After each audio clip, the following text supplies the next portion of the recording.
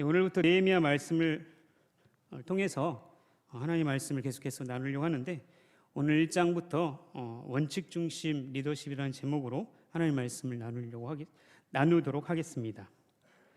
우리가 느헤미야서를 읽다 보면 특별히 리더십에 대해서 많은 언급을 하는데, 우리가 리더십이라고 이야기할 때 리더라는 단어와 십이라는 단어가 합쳐져서 리더십이라고 말하죠. 쉽게 생각하면 배를 운전하는 사람과 같은 거죠. 큰 배가 있는데 그 배를 작은 키를 이용해서 선장이 그것을 움직여가는 것을 리더십이라고 말할 수 있죠. 드넓은 광활한 바다를 항해하는 큰 배를 떠올려 보면 쉽게 생각할 수 있는데, 어디로 가야 하는지 좌우 방향을 알 수 없는 그곳에서 바른 길을 알고 그 길로 그 배를 인도할 수 있는 것이 리더십의 핵심인 것이죠. 어떤 날은 또한 날씨가 흐리고 태풍이 막 몰아치는 그런 극한 상황 속에서도 가야 할 올바른 기준, 인도해야 할 그 길을 알기 때문에 문제가 있어도 그 길로 가게 하는 것이 리더십이라는 것이죠. 그렇기 때문에 분명히 우리 옛말에 사공이 많으면 배가 산으로 간다는 말이 있듯이 각자 다 기준에 의해서 가는 게 아니라 그 리더자의 가고자 하는 그 정확한 기준, 그 기준에 따라서 방향을 제시해 주는 게 리더십의 핵심인 것이죠. 그렇기 때문에 우리가 리더십이라고 할 때 분명한 기준점을 가지고 있다는 거죠. 그래서 현대 많은 리더십을 강연하는 사람들을 책들이나 강연을 듣다 보면 그 사람만의 성공한 리더십의 원리와 원칙이 있습니다. 그런 것들을 통합해서 책을 내기도 하고 그런 것을 가지고 우리가 배우기도 하죠. 마찬가지로 오늘 느헤미야서 말씀을 통해서 계속해서 느헤미야 말씀을 살펴보겠는데, 느헤미야의 이 강력한 리더십을 통해서 하나님이 정말 이 시대에 원하시는 리더자들이 어떤 특징인지, 또한 느헤미야를 통해서 그리스도인이 어떤 자세로, 어떤 태도로, 또한 어떻게 적극적으로 세상에 살아가야 하는지를 알아보려고 합니다. 그래서 세상의 흐름에 흘려 사는 사람이 아니라 하나님의 절대적인 말씀의 기준으로 세상을 정복하고 그리고 그곳에서 하나님의 영광을 돌려드린 그런 리더자들이 되기를 소망합니다. 느헤미야서의 배경을 잠깐 살펴보면 느헤미야가 활동했던 그 시대는 포로 시대였다는 거죠. 그러니까 분명히 유다, 이 이스라엘 백성들이죠. 그들은 완전히 망해서 다른 나라에 속국이 되어서 지금 살고 있는 예루살렘 땅에 사는 것도 아니고 포로로 끌려가서 포로의 신세가 된 사람들 중에 하나가 느헤미야인 것이죠. 이스라엘이 먼저 북이스라엘이 멸망당하고 남유다가 바벨론에 의해서 멸망당하고 수많은 사람들이 바벨론의 포로로 끌려가게 되었습니다. 유다 땅에 남은 사람은 능력이 없고 기운이 연약한 이런 우리가 소위 말하는 연약한 사람들만 남아있는 게 유다 땅 예루살렘의 형편이었죠. 그리고 세계 정세가 한번 바뀌게 됩니다. 분명히 바벨론이라는 강대국을 무너뜨리고 신흥 강대국이라고 불리는 메데파사라고 하죠. 우리는 그것을 페르시아라고 기억합니다. 페르시아가 그 땅을 다시 한번 정복하고, 그런데 이제 페르시아는 우리가 에스라 말씀에서 살펴보듯이 그들은 이 포로로 끌려온 자들에게 자유를 선포하죠. 그리고 각자 자기가 원하는 신을 돌아가서 섬기도록 하는 이런 좋은 정책을 펼치게 됩니다. 물론 이것도 하나님의 섭리 안에 있었던 것이죠. 그래서 유다에서 끌려온 모든 이 백성들이 부푼 마음을 가지고 그토록 애타던 고향 땅으로 돌아갔고, 그리고 그 수많은 사람들이 행렬 속에서 그리고 1차 기한, 2차 기한을 하게 되죠. 그게 우리가 느헤미야 전 말씀이 에스라의 말씀의 내용인 것이죠. 그런데 도착해 보니까 예루살렘 성에 도착해 보니까 이건 말이 안 되는 상황이었습니다. 그래서 그들은 다시 성전을 쌓고 하나님께 무너졌던 그 성전을 회복하기 위해서 수많은 애를 쓰지만 어떻게 됩니까? 주변의 사람들에 의해서 끊임없이 공격을 당하고 그러다가 공사가 멈추게 되는 역사가 일어나게 된죠. 그리고 시간이 뉘엿뉘엿 지나고 그리고 다시 자기들이 살 길, 그러니까 먹고 사는 문제에 부딪혀서 자기 집을 짓는 데 혈안이 되어 있었던 것이죠. 그때 느헤미야가 등장하게 됩니다. 그러니까 이런 역사적 흐름을 살펴봤을 때 느헤미야의 사명이 무엇일까요? 당연히 예루살렘 성전을 재건하는 게 느헤미야가 해야 할 사명인 것이죠. 그렇기 때문에 느헤미야는 바사 제국 아닥사스다라고 하죠. 발음도 어려운데 아닥사스다 20년에 왕들이 겨울에 휴가처럼 가서 사용하던 수상궁이라는 곳에서 이곳 발음이 참 안 되는데 왕의 술을 담당하는 관원으로 있었다고 합니다. 그러니까 쉽게 생각하면 절대적인 왕의 술을 맡은 관원이죠. 술뿐만 아니라 왕이 마시는 술과 음식들 그런 것들을 먼저 가늠해 보고 왕에게 주는 이런 역할을 하죠. 우리가 사실 페르시아든 대제국이든 어떤 나라든 전쟁에 나가서 왕이 죽는 경우보다 독살당해서 죽는 경우가 너무나 많기 때문에 술 맡은 관원은 단순히 하찮은 계급이 아니라 왕이 절대적으로 신임하는 사람이 술 맡은 관원이 될 수 없는 거죠. 그 말은 다른 말은 뭡니까? 실세였다라는 거죠. 느헤미야는 그 중에서도 정말 실세 중에 실세였다는 거죠. 더군다나 느헤미야는 포로 2세대입니다. 우리가 쉽게 생각하면 우리가 전쟁 중에 우리나라를 피신해서 미국이나 여러 나라에 망명을 하게 되면 우리는 1세대지만 그 다음 태어난 사람은 2세대죠. 그 사람은 출생이 어떻게 됩니까? 한국 사람이 아니라 그 나라 사람이 되는 거죠. 그런 것처럼 지금 느헤미야는 포로 2세대인 것입니다. 거기서 끌려간 곳에서 태어난 사람인 것이죠. 그런데 이제 느헤미야 막을 열면서 이제 이 느헤미야가 1절에 보니까 어느 날 친형제 중에 하난이라는 친형제가 있는데 그가 이제 예루살렘에 돌아와서 뭔가 소식을 갖고 왔겠죠. 그래서 이제 그에게 가서 이렇게 묻습니다. 유다의 사로잡힘을 면하고 남아있는 유다 사람하고 예루살렘 성은 어떠한지에 대해서 물어봅니다. 그러니까 성전의 모습이 어떠한지 물어보는 거죠. 그거에 대한 하나님의 대답은 그 사로잡힘을 면한 자들이 지금 큰 환난을 당하고 능력을 받고 또한 예루살렘 성은 완전히 회파되고 성문은 불탔습니다라고 보고를 하고 있죠. 그런데 재미있는 것은 느헤미야가 이 반응 보인 것이 너무나 흥미로운데 4절을 우리 한번 같이 읽어볼까요? 4절을 함께 읽겠습니다. 시작. 내가 이 말을 듣고 앉아서 기도하며 아멘. 느헤미야가 보인 반응은 이 이야기를 듣자마자 너무너무 가슴이 아픈 거예요. 그래서 며칠 동안 울면서 하나님 앞에 기도하고 있는 모습을 보였더라는 거죠. 하나님 앞에 단순히 우리가 좀 잘못했습니다가 아니라 금식하면서 울면서 기도했다는 거죠. 앞에서도 말씀드렸지만 느헤미야는 포로 2세대예요. 포로 2세대면 사실 유다 사람이 아니라 그 지방 사람이 되는 거죠. 페르시아 사람이 더 정확한 것이죠. 그런데 그는 여전히 유다에 남아있는 그 사람들을 향한 마음이 있었고 그리고 예루살렘의 성에 대한 믿음과 신앙이 있었다는 것이죠. 그래서 우리가 첫 번째로 느헤미야를 통해서 배울 수 있는 리더십의 원칙은 첫 번째, 사람에 대한 애절한 마음과 관심과 사랑이 있는 그 원칙이라고 볼 수 있습니다. 그러니까 결국 리더십은 사람을 이끄는 것이죠. 그런데 사람에 대한 관심과 사랑이 없다면 그것은 리더자로서의 자격이 없는 것입니다. 그는 분명히 자신의 민족에 대한 관심과 사랑이 컸어요. 그렇기 때문에 유다에 남겨진 민족이 다른 나라로부터 능력과 환난을 당하는 것에 대해서 매우 슬퍼하고 있다는 것이죠. 분명히 그는 술 맡은 관원으로서 그가 있는 왕궁에서 화려한 생활을 충분히 할 수 있는 권력을 갖고 있는 사람이었습니다. 또한 자신의 권력으로도 어떤 것으로도 할 수 있는 절대적 실세였죠. 무엇보다 그는 예루살렘이 황폐되는 것보다 자기가 살고 있는 그 성에서 왕의 호의를 받으면서 안락하고 편안한 생활을 또한 그것이 성공한 삶이죠. 그 삶을 충분히 누릴 수 있었던 사람이었습니다.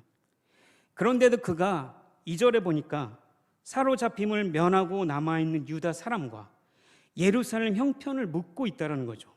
결국 리더십의 원칙은 사람을 사랑하는 마음 속에 있는 것입니다. 그의 이름에서도 그것을 이야기하고 있습니다. 느헤미야 이름은 여호와께서 위로하신다라는 뜻이죠. 물론 느헤미야서의 전체적인 내용은 느헤미야를 통해서 무너졌던 성벽을 재건하고 하나님의 백성을 다시 모으고 그리고 그들의 정체성을 회복시키는 일을 하는 것이 느헤미야 전체적인 내용이지만, 그런데 그것을 시작하는 시작점이 어디 있느냐라는 것이죠. 그래서 2절에 느헤미야가 하나니아에게 들었던 그 소식, 예루살렘에 거주하는 그 형제들을 향한 마음, 그들을 향한 마음에서부터 이 큰 역사가 이루어지고 있다는 것이죠. 그러니까 엄청난 리더십을 발휘하는 것은 우리에게 능력이 탁월하고 우리에게 뭔가 갖춰지고 이것이 있어서가 아니라, 물론 그런 것도 필요하겠죠. 그러나 먼저 사람을 향한 열정, 사람을 향한 관심과 사랑이 먼저라는 것이죠. 그렇기 때문에 우리가 사역을 하면서 결코 사람보다 앞설 수 없는 것입니다. 우리가 리더의 유형을 두 가지로 나눌 수 있습니다. 어떤 리더는 부러운 리더예요. 부러운 사람이죠. 또 어떤 리더는 존경받는 인물입니다. 존경받는 리더입니다. 이 부러운 리더는 어떤 사람이냐면 무언가 우리가 가지지 못한 걸 가졌어요. 예를 들면 돈이 많다거나 인물이 출중하다거나 아니면 권력이 있고 뭔가 뒷배경이 좋은 것들이 많습니다. 그래서 부러워하죠. 그래서 사람들을 이끌 수 있는 힘이 거기서부터 생겨나게 됩니다. 근데 반대로 우리가 존경하는 리더, 존경하는 사람은 이런 뒷배경과 어떤 환경이 문제가 아니라 자신을 희생하면서 사람을 살리는 것에 감동을 받고 그것에 존경하는 마음이 담게 되는 것이죠. 그러니까 어떤 리더자가 부러운 리더일 수 있지만, 그러나 우리가 정말 존경하는 리더는 이웃을 내 몸같이 사랑해서 그 사람을 위해서 자신의 것을 희생하는 그 사람을 존경한다라는 것이죠. 그렇기 때문에 느헤미야는 왕의 총애를 한 몸에 받고 있었고, 술 맡은 관원으로 단순히 왕의 신임을 사는 정도뿐만 아니라 그의 부귀와 영화와 명예까지도 온전히 가지고 있던 사람이었는데, 그가 수산성에서 거주하면서 열방의 포로들도 다스리고 또한 그 대제국의 상류층 사람들과 어울려 살면서 안락한 생활을 충분히 누릴 수 있었죠. 그리고 그의 신분이 포로 신분에서 그 정도까지 자리까지 올랐다면 사람들을 그를 보면서 부러워할 정도를 넘어서서 와, 대단하다라고 칭찬할 것입니다. 그런데 그가 정말 대단한 리더십을 발휘할 수 있는 건 자신의 그런 안락한 생활, 그 편안함들보다도 예루살렘에 있는 자신의 백성들에 대한 긍휼한 마음이 그를 이끄는 가장 원칙 중심 리더십이었다는 거죠. 단순히 하나니아가 오늘 와서 얘기하니까 그거에 감동돼서 내가 10만 원 헌금할게 이런 마음이 아니라, 오랫동안 그 소식을 들어왔고 그리고 거기에 있는 예루살렘에 대한 늘 관심과 사랑으로 기도하고 또 기도하고 중에 그런 형편을 듣고 그들을 아파하며 긍휼한 마음을 기도하고 있었다는 거죠. 수산성이라는 곳은 예루살렘 성과 1500km나 떨어진 멀리 있는 곳입니다.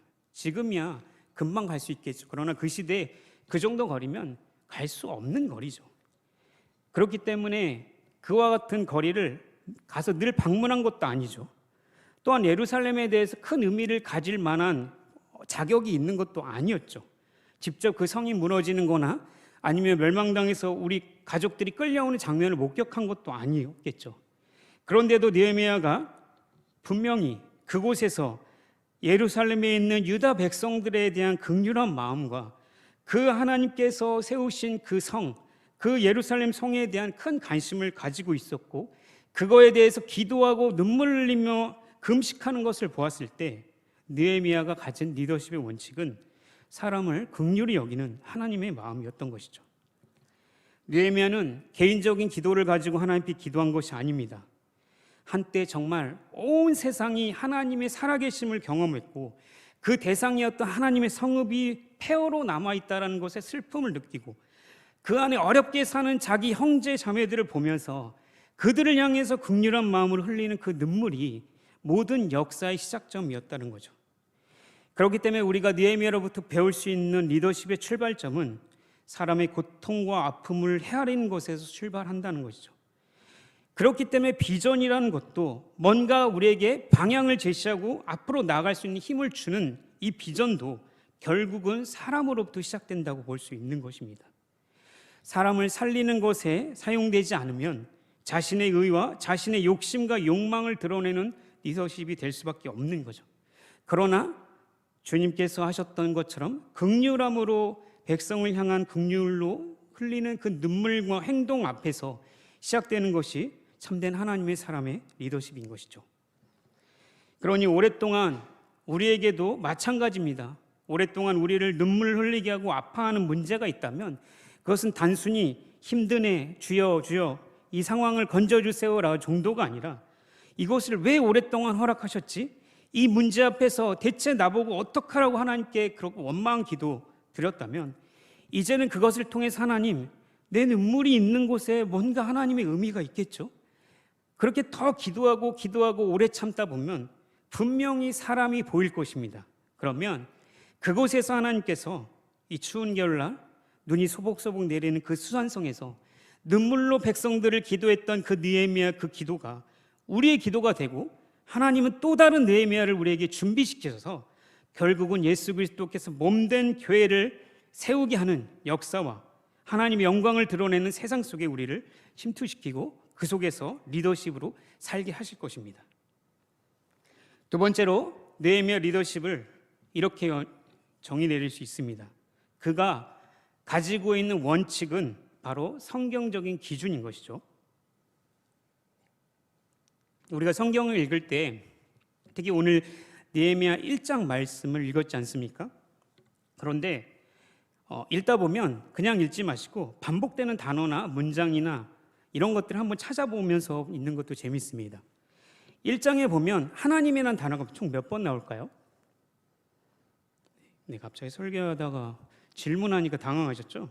네, 아시는 분은 저에게 개인적으로 연락 주시면 제가 상품 드리겠습니다. 네, 정답은 말씀 안 해드릴게요. 제가 왜 이렇게 얘기하냐면 하나님이란 단어를 찾아야 돼요. 왜냐하면 우리가 성경에 있는 근본적인 이유는 사실 리더십을 찾는 게 문제가 아니죠. 하나님이 그 리더십을 통해서 어떻게 역사했는지 하나님이 하실 일을 찾아내려고 하는 거죠. 그래서 좀 더 쉽게 그 느헤미야 인간적인 면을 살펴보면서 그 속에서 역사하신 하나님을 보는 거예요. 그러니까 하나님을 설명할 때 단순히 하나님은 어떤 분이시다라고 정의하는 부분이 있어요. 4절을 한번 읽어볼까요? 4절 한번 읽어볼까요? 4절 한번 읽겠습니다. 시작. 내가 이 말을 듣고 앉아서 울고 수일 동안 슬퍼하며 하늘의 하나님 앞에 금식하며 기도하며. 네, 여기 하나님이 한 분 나오셨죠. 하나님은 어떤 하나님이라고 설명하고 있죠? 하늘에 있는 하나님이래요. 하나님의 존재를 금방 알 수 있듯이 이렇게 얘기해 주셨죠. 그럼 우리는 하나님 어떤 분인지 아는 거예요. 하늘에 계신 하나님이구나. 또 5절을 한번 읽어볼까요? 읽겠습니다. 시작. 이르되 하늘의 하나님 여호와 크고 두려우신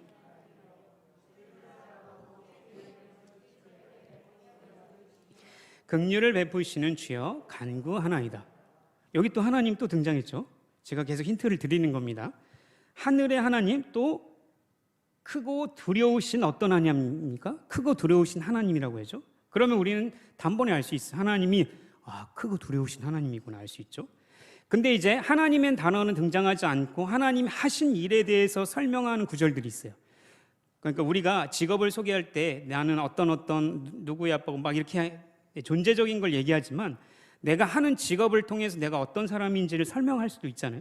마찬가지로 하나님께서 하신 일들을 살펴보면 하나님은 어떤 분인지 알 수 있습니다. 5절에 보니까 주를 사랑하고 주의 계명을 지키는 자에게 어떻게 해주시는 분이라고요?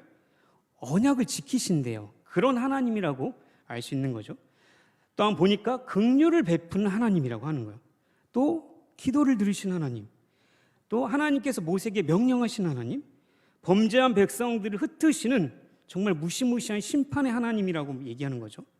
또한 9절에 보니까 돌아온 백성들을 다시 모으신 하나님이다라고 말하고 있는 거죠. 10절에는 이스라엘 백성들을 큰 권능과 강한 손으로 구원하셨던 모세를 통해서 구원했던 출애굽 사건을 얘기하죠. 그 전능한 하나님에 대해서 구원의 하나님에 대해서 설명하고 있습니다. 그러니까 하나님에 대해서 정리만 잘해도 우리가 말씀을 통해서 엄청난 은혜를 많이 받을 수 있는 거죠. 이것이 성경이 있는 목적 중에 하나이죠. 그런데 지금 느헤미야 시대 당시는 사실 이런 성경책이 있지는 않았어요. 내려오는 곳이라면 모세가 남겼던 그 두루마리 정도? 그것도 엄청 커서 들고 다니기 힘들 정도로. 그리고 대부분 그 부모가 자녀에게 구전을 통해, 입을 통해서 하나님 천재 창조하시 이런 말씀을 외우고 있다가 자녀들에게 계속 전해주는 방식으로 성경 말씀이 계속적으로 이어졌습니다. 또 때로는 선지자를 통해서 직접적으로 말씀해 주시거나 아니면 꿈이나 환상을 통해서 보여주시기도 하죠. 그래서 이게 하나님의 말씀이다라고 말씀할 때도 있습니다. 그런데 재밌는 것은 지금 이스라엘 백성이 망하고 그들이 모여서 다시 한번 하나님 앞에 회개하고 돌아가려고 하는데 생각하는 것이 우리가 하나님의 말씀을 어겨서 우리가 흑틈을 당했구나라는 걸 인식하게 되는 거예요. 하나님의 말씀에 순종하지 않았기 때문에 우리가 이런 고난을 당했구나. 그런데 하나님의 말씀을 보니까 다시 회개하고 돌아오고 하나님의 말씀을 지키면 너희들을 구원하겠다라고 하나님께서 약속해 줬다는 거죠. 그래서 그때부터 이들이 모여서 하는 작업은 하나님의 말씀을 구전으로 계속 이어졌던 것을 문서화시키는 거예요. 그래서 그것을 성경으로 만들어서 그걸 이제 전문용어로 성문화 작업이라고 하죠. 그래서 서기관도 생기고, 그래서 그 말씀을 가르치기 위해서 이 랍비들이 생기고, 그 장소가 필요해서 회당이 생기는 이런 일들이 이루어지게 된 것이죠. 그러니까 그들이 가지고 있던 생각은 하나님의 말씀을 지키는 것이 중요하다는 걸 이제 알게 되는 거죠. 그런데 느헤미야도 마찬가지로 5절에서 이렇게 얘기하고 있죠. 제가 읽겠습니다. 가로되 하늘의 하나님 여호와 크고 두려우신 하나님이여 주를 사랑하고 주의 계명을 지키는 자에게 언약을 지키시며 긍휼을 베푸시는 주여 간구하나이다. 하나님에 대해서 어떤 분인지를 계속 고백하면서 하나님의 특징, 그분이 어떤 하나님이냐, 하나님을 사랑하고 하나님이 주신 계명을 지키는 자에게 언약을 지키신다. 그리고 긍휼을 베푸시는 하나님이라고 느헤미야가 고백하고 있다는 거죠. 사실 우리는 하나님을 아는 만큼 기도하게 되어 있습니다. 마찬가지죠. 우리가 사람을 사랑하는 것도 상대를 아는 만큼 사랑하는 거죠. 처음에는 너무나 좋았다가 나중에 결혼하고 나니까 이 사람의 단점도 다 보이고 지지고 볶고 싸우다 보니까 그것도 이 사람이구나, 알게 되고 이해하게 되고 오래 참게 되다 보니까 이것도 사랑이구나라는 걸 알게 되는 거죠. 마찬가지로 하나님을 아는 만큼 기도하고 하나님을 사랑하고 그렇게 순종할 수 있는 것입니다. 그렇기 때문에 하나님에 대해서 고백하고 그분의 특징을, 언약을 지키는 자를 다시 모으시겠다라는 그 언약의 말씀을 아는 거죠. 그래서 느헤미야가 그것을 가지고 기도를 하고 있는 것이죠. 이 기도의 내용은 다음번에 살펴보고, 계속해서 우리가 봐야 할 것은, 분명한 것은 이 느헤미야가 원칙을 가지고 일을 하고 있는데 그 일의 내용이 하나님의 말씀에 근거해서 이루어지고 있다는 것이죠. 이사야서 10장 20절에서 23절의 말씀에 보면 찾진 않고, 그 내용은 하나님께서 예루살렘을 멸망시키고 유다 백성 완전히 다 흩트렀는데 하나님께 회복시키는 방법이 거기 남아있는 백성들을 통해서 회복하신다는 내용이에요. 그러니까 지금 느헤미야가 생각할 때 사실 객관적으로 생각하면 아무런 소망이 없는 것이죠. 유다 백성들이 엄청난 대제국도 아니었고 그냥 조그만 나라가 멸망당하면 그냥 흡수되고 그대로 그냥 흐지부지하고 끝나는 거죠. 다른 동족과 이렇게 혼합되고서 그냥 그런데도 불구하고 느헤미야가 그들을 남아있는 그 자신의 백성들을 위해서 기도하고 예루살렘 성에 대해서 기도할 수 있다는 것은 분명히 남은 자를 통해서 하나님께서 회복하신다는 말씀을 알았기 때문인 것이죠. 그래서 단순히 우리 백성이 불쌍하니까 감정이 동해서가 아니라 객기로 열심히 해보니까 뭔가 내가 되겠지라고가 아니라 하나님의 말씀의 절대적인 기준의 근거를 가지고 와서 하나님께서 회복시키겠다고 하셨으니까 하나님께서 해주십시오라고 그렇게 기도하고 있는 모습인 거죠. 느헤미야가 그만큼 리더십을 발휘할 수 있었던 것은 그가 가진 능력과 특출난 의지력이 아니라 하나님의 말씀을 전적으로 믿었던 그 리더십이 가장 우리에게 중요했다는 사실이죠. 그는 특별히 술 맡은 관원이죠. 월요일에 출근하는 거예요. 왕한테. 공무원이잖아요. 목사도 아니었고, 그렇다고 신학을 전공한 박사도 아니었고, 40일 금식해서 그걸 받아낸 것도 아니고, 뭔가 신학 학위가 있어서 그런 뜻을 안 것이 아니라, 그는 평신도였지만 하나님의 말씀을 늘 가까이 했기 때문에 그와 같은 하나님의 회복하시는 그 역사를 이루시는 하나님을 알았다는 거죠. 하나님 말씀에 순종하겠다는 언약을 지키지 않아서 우리가 이렇게 심판당했다라는, 타국에 내몰림 당하고 노예 생활을 했다라는 것도 하나님 말씀을 어겼기 때문이라는 걸 정확하게 알고 있다는 거죠. 그러니까 이제 우리에게 객관적으로 봤을 때 아무런 소망이 없는 상태죠. 남아있는 것이라고는 거기에 소위 아무 힘도 없는 그런 사람들만 남아있는데, 전쟁을 일으킬 수 있는 것도 아니고 지혜가 있는 것도 아니고, 그런 사람을 통해서 하나님께서 회복하시겠다고 했는데 그걸 지금 느헤미야가 믿고 그걸 간구하고 있다는 것이죠. 그러니까 분명히 하나님께서 다시 한번 하나님 말씀에 순종하기로 결심하고 언약의 말씀을 붙들고 회개하고 돌아오는 그 백성을 다시 모으겠다 내가, 그리고 그게 할 끝에 있으면 내가 가서라도 그의 백성을 데려와서 이곳에 내가 말한 곳에 정착시키겠다라고 하나님께서 언약의 말씀을 해주신 거죠.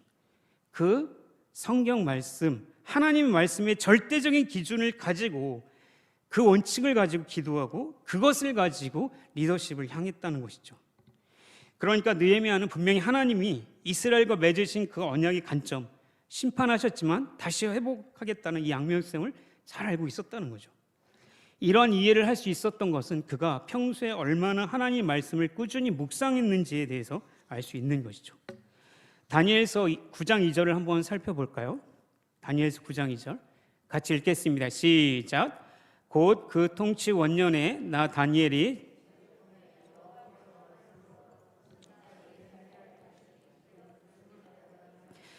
곧 예루살렘의 황폐함이 70년 만에 그치리라 하신 것이니라. 아멘. 이 말씀은 다니엘이 지금 하나님의 말씀을 풀어내는 과정 속에 있는데, 분명히 다니엘에게 하나님께서 환상으로도 보여주시고 또한 직접적으로 말씀도 해주셨죠. 근데 다니엘도 대부분 예레미야서를 읽으면서 그것을 공부하면서 하나님의 뜻을 깨달았다는 거예요. 그래서 예레미야서를 오랫동안 묵상하는 중에 70년이 차면 하나님께서 회복시킬 것을 알고 그렇게 예언을 했다라는 거죠. 우리가 잘 알다시피 느헤미야 앞에 있는 에스라는 학자 겸 제사장 역할을 동시에 했던 사람이에요. 그것은 학자의 혀라고는 단어를 우리 잘 아시죠. 그만큼 하나님의 말씀에 정통한 사람이고 말씀을 가지고 매일같이 묵상하고 그 말씀을 가지고 가르쳤던 사람이에요. 그러니까 분명한 것은 지금 이 시대도 마찬가지입니다. 우리에게 하나님께서 어떤 환상과 어떤 것으로도 들려주실 수 있어요. 지나가는데 번개가 빵 쳐가지고 이 길을 못 가게 해서 구덩이 안 빠지게 하실 수도 있죠. 그러나 분명한 것은 예수 그리스도를 통해서 완성하신 이 신약의 말씀을 주셔서 이 말씀을 읽는 눈만 있다면, 그것을 읽기만 하면 성령 하나님께서 우리를 눈을 뜨게 하셔서 하나님이 어떤 분이고 예수 그리스도가 어떤 분이고 성령님 어떻게 우리를 구원하신지에 대해서 정확하게 이야기해 주고 있다는 거죠. 그러니 우리가 리더십이란 말 거창하지 않아도 우리의 기본적인, 아주 가장 기본적인 것은 하나님의 말씀을 읽고 공부하고 그 말씀에 따라서 계속적으로 순종하려고 하면 그게 우리에게 인생의 길이 되고 빛이 되고 세상을 사는 원칙이 될 수밖에 없다는 거죠. 리더십이라는 말 자체가 너무 이렇다면 이것이 우리에게 가장 중요한 배움의 길이 될 수밖에 없다는 거죠. 그러니까 말씀을 우리가 읽어야 합니다. 단순히 읽는 것에만 초점을 맞추는 게 아니라 읽는 말씀을 이해하려고 오늘 또 졸면 또 다시 침 닦고 또 읽고 또 일어나서 또 말씀 이해하려고 하고, 그리고 그 말씀 어떻게라도 그 한 톨의 말씀이라도 순종하려고 애를 쓰고, 사랑할 수 없는 그 사람도 억지로 사랑하면서 하나님의 말씀을 순종하는 그 애씀을 통해서 그게 우리에게 길과 진리가 되어서 하나님 우리를 이끄시죠. 그러면 자연스럽게 세상은 그 빛을 보고 따라오게 되어 있다는 거죠. 느헤미야는 평범한 것 같지만, 그렇다고 비범한 것 같지만 가장 원칙적인 삶을 살았다는 것이죠. 그것이 무엇입니까? 하나님 말씀에 목숨을 보고 그 말씀 안에서 살아갔다는 것이죠. 그렇기 때문에 오늘 또 다른 느헤미야를 우리에게 준비시킨 말씀을 사모하고 말씀에 목숨 거는 그 한 사람을 통해서 하나님은 또다시 역사를 이루실 것입니다. 그러니까 이 역사를 이루시는 그 하나님 앞에서 우리가 할 수 있는 유일한 것은 하나님 말씀을 읽고 그 말씀에 순종하는 삶인 거죠. 그러면 나를 구원해 주시고, 그리고 나를 구원해 주신 것도 너무나 감사한데 나에게 하나님의 사명을 주시고, 그게 네가 아니라 나라는 것에 대해서 너무나 감사하고, 하나님이 예수 그리스도를 통해서 주신 그 지상 명령의 모든 명령을 다 나를 통해서 하시겠다고 하신 그 하나님의 무궁한 영광이 우리에게 임한다는 거죠. 그러니 말씀을 사모하면 그것에 목숨 거는 것, 그게 가장 중요한 원칙 리더십인 것이죠. 말씀을 맺겠습니다. 길이 되는 것, 빛이 되는 것, 어떤 사람을 이끈다라는 것은 매우 중요한 거죠. 그런데 우리는 예수를 믿는 자로서 그 원칙의 출발점은 사람에 대한 긍휼한 마음, 사랑으로부터 시작되는 것이죠. 하나님이 우리를 바라보시고 죄인된 자들을 긍휼히 여기셨던 그 마음, 그 용서하는 그 마음을 가지고 우리가 사람을 용서하고 사랑하는 것입니다. 사랑하는 성도 여러분, 여러분들의 눈물이 어느 곳에 흘리고 계십니까? 여러분은 물질 때문에, 뭔가 나 자신 때문에 눈물을 흘리고 계시지 않습니까? 또는 어떤 사람 때문에, 나를 고통스럽게 하는 그 사람 때문에 눈물 짓고 있지 않습니까? 그러나 그곳에서부터 하나님의 역사가 시작될 수 있는 것이죠. 그곳에부터 나를 부인하는 그 부인도 시작해서 거기서부터 나를 희생하고 편안함과 안락함을 포기하고 희생을 각오해서라도 내가 죽는 한이 있더라도 그곳에서부터 시작하는 것, 그것이 하나님의 비전이고 힘과 열정이 생기는 원동력이 되는 것이죠. 요한복음 13장 14절 15절 한번 같이 읽겠습니다. 요한복음 13장 14절 15절 같이 읽겠습니다. 시작. 내가 주와 또는 선생이 되어 너희 발을 씻었으니 너희도 서로 발을 씻어주는 것이 옳으니라. 내가 너에게 행한 것 같이 너희도 행하게 하려 본을 보였노라. 아멘. 우리 예수님께서 어떤 분입니까? 하늘의 모든 영광을 가지시는 분이 인간의 몸으로 오셨어요. 그 자체도 자존심 상하고 수치스러운데, 그런데 그분이 허리에 수건을 동이매고 제자들의 발을 씻기면서 나처럼 너희들도 서로 종이 되어서 서로 사랑하라고 말씀하신 거죠. 그러니 내가 사랑할 수 없는 그 사람을 눈물 흘리며 사랑하는 것, 그것이 옳으니다라고 말씀하시는 거죠. 그런 사람에게 절대적인 기준은 무엇입니까? 객관적 기준은 세상의 가치관이 아니죠. 좀 더 도덕성을 탁월하게 해서 사람들에게 존경받는 게 목적이 아니라 하나님 말씀에 순종하는 객관적인 시각인 것이죠. 다른 것에 위안을 얻기보다 물질이 주는 그 평안함과 안락함 때문에, 그것 때문에 하나님께 감사하고 그것의 기준에 사는 것이 아니라 하나님의 절대적인 말씀에 귀를 기울이고 내 감정을 거기에 두고 의지를 그곳에 두고 살아가는 거, 그게 하나님께서 가장 원하시는 삶인 것이죠. 오직 그렇게 할 때 하나님께서 우리의 힘과 노력이 아니라 하나님의 은총으로, 하나님의 절대적인 주권으로 모든 역사를 이루어 가시는 것이죠. 그렇게 할 때 우리의 모든 관계가 회복되고 우리의 비전을 하늘에 두게 하고 그 비전대로 살아가게 할 것입니다. 모든 성도님들이 각자의 삶의 터전에서, 또한 교회에서 이런 리더십을 발휘하며 원칙 중심 리더십을 발휘하는, 그래서 또 하나의 느헤미야가 되는 그런 리더자들이 되기를 주님의 이름으로 기도합니다.